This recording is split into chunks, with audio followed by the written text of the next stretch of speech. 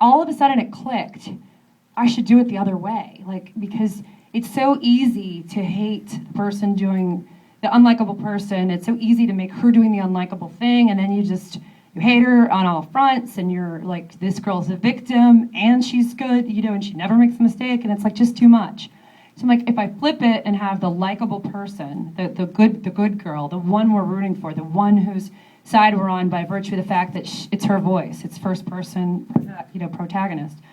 I thought then it's more interesting. Then you have her having the affair, and then you're kind of torn because, girls have zero tolerance, American girls anyway, zero tolerance for infidelity, right? I mean, that's the other thing. The French is like, it's a big deal. I'm like, the big deal? You don't have sex with your best friend's fiance. It's a big deal in this country.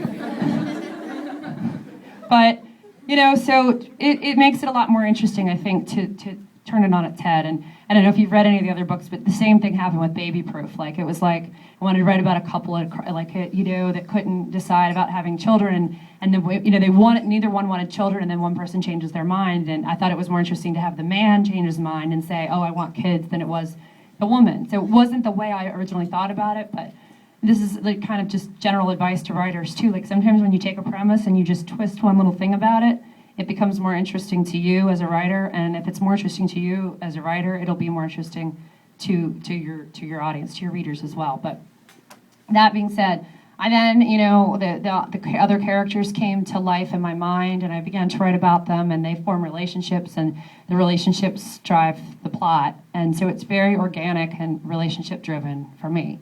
And I'll just give you a quick example of that. Originally, I thought that Dex was sort of a cad, to use an old-fashioned word, who else would do this? And, he was going to be sort of slick and, one of those, guys who's always got the 100 in his wallet. And